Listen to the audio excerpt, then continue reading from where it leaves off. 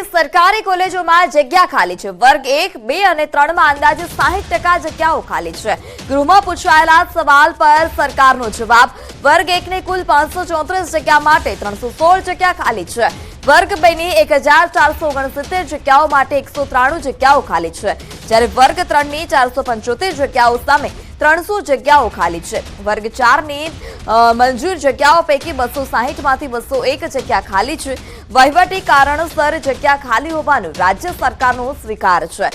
રાજ્યમાં હાલ કુલ 16 સરકારી ઇજનેરી કોલેજ કાર્યરત છે।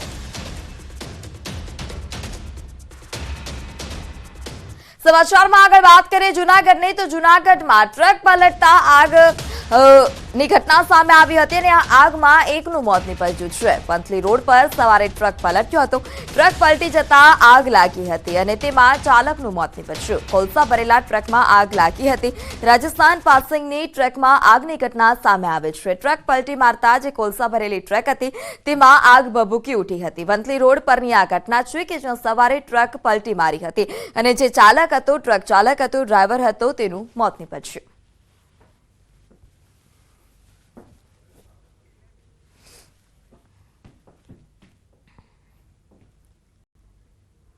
તો સમાચારમાં હાલ સમય થયો છે વિરામનો। આપ જોડાયેલા રહો ન્યૂઝ 18 ગુજરાતી સાથે।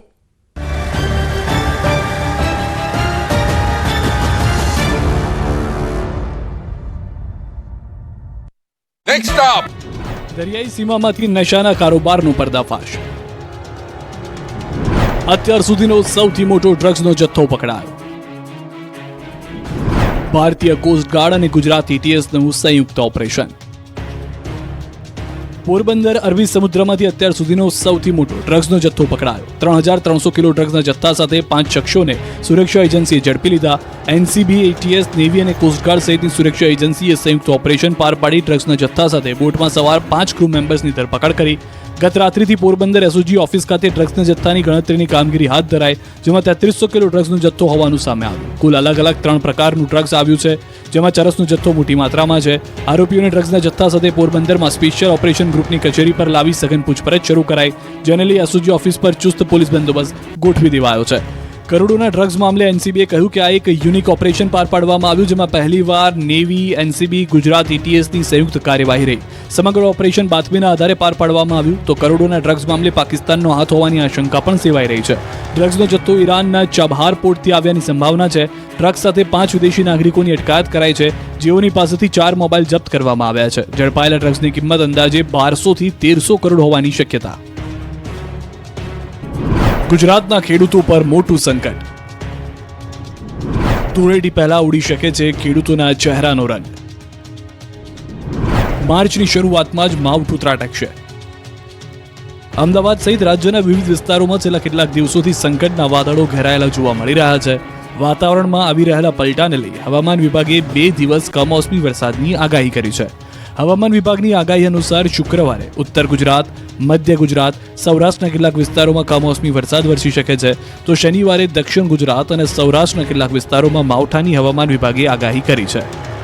वेस्टर्न डिस्टर्बेंस अप्रोच कर रहा है 1 मार्च को नॉर्दर्न पार्ट ऑफ इंडिया को, तो उसके कारण ही डे 3 और डे 4 में हल्की रेन होगी आइसोलेटेड प्लेसेस में। 1 માર્ચે જે વિસ્તારોમાં કમોસમી વરસાદની આગાહી છે તેના પર નજર કરીએ તો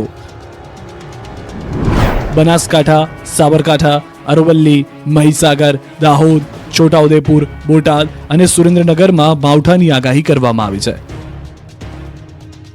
2 માર્ચે પણ રાજ્યના કેટલાક વિસ્તારોમાં માવઠું ત્રાટકશે। વલસાડ, નવસારી, ગીર સોમનાથ, દમણ અને દાદરા નગર હવેલીમાં કમોસમી વરસાદ ખાબકી શકે છે। જો વરસાદ પડશે તો રાજ્યના ખેડૂતોના ઊભા પાક પર મોટું સંકટ આવી શકે છે। સંગીત ખુરશીની જેમ બદલાઈ રહેલા વાતાવરણે ઝાલાવાડ પંથકના ખેડૂતોની ઊંઘ હરામ કરી નાખી। વાતાવરણમાં પલટો આવતા ખેડૂતોએ વાવેલા જીરું, વરિયાળી અને ચણા સહિતના પાક પર મોટો ખતરો આવી પડ્યો। અગમચેતીના ભાગરૂપે કેટલાક ખેડૂતો જીરુનો પાક ખેતરમાં ઉઠાવી રહ્યા છે। સુરેન્દ્રનગર જિલ્લામાં જીરું, વરિયાળી સહિત કુલ 2,51,000 હેક્ટરમાં શિયાળુ પાકનું વાવેતર કરવામાં આવ્યું, જેમાં સૌથી વધુ વાવેતર જીરુનું કરાયું। ગત વર્ષની સરખામણીમાં આ વર્ષે જીરુનું વાવેતર ડબલ નોંધાયું, પરંતુ છેલ્લા 2 દિવસથી વાતાવરણમાં પલટો આવતા ખેડૂતોના માથે ચિંતાની લકીરો દેખાવા લાગી. સુરેન્દ્રનગર જિલ્લામાં છેલ્લા 2 દિવસથી અચાનક વાતાવરણમાં ફેરફાર થતા વહેલી સવારે વાદળછાયું વાતાવરણ રહે છે, જ્યારે બપોર બાદ તડકો પડી રહ્યો છે. વાતાવરણમાં ફેરફારને લઈને જીરું, વરિયાળી તેમજ ચણા સહિતના પાકને અસર થવાની શક્યતાઓ છે.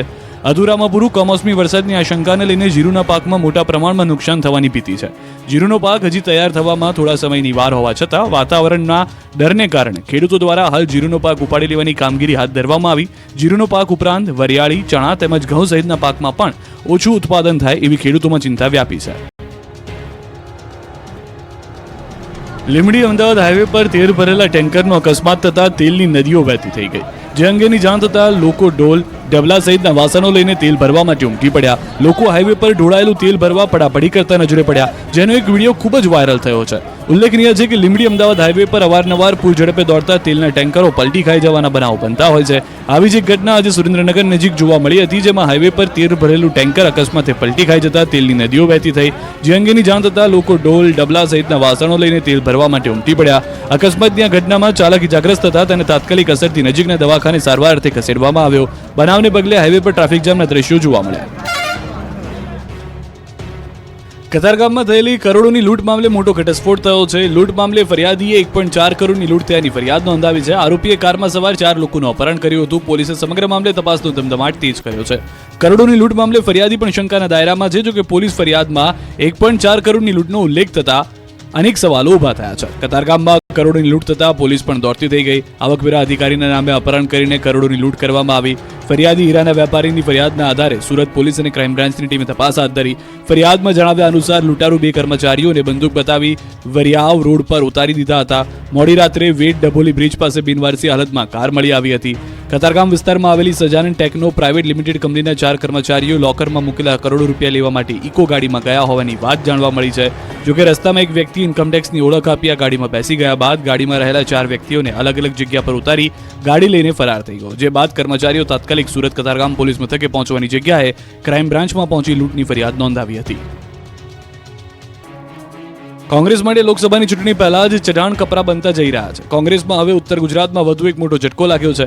બનાસકાંઠા જિલ્લાના ધાનેરાના પૂર્વ ધારાસભ્ય જોઈતા પટેલે કોંગ્રેસમાંથી રાજીનામું ધરી દેતા ખળભળાટ મચી ગયો.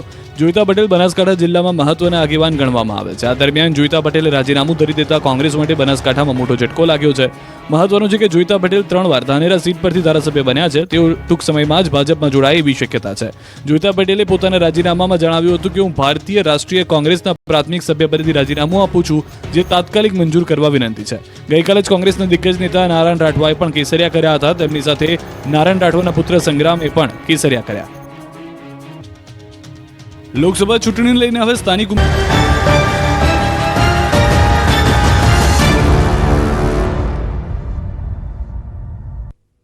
Welcome back. વિધાનસભાના વર્ષ 2024-25ના બજેટમાં ઇન્ફ્રાસ્ટ્રક્ચર પર ભાર મુકાયો.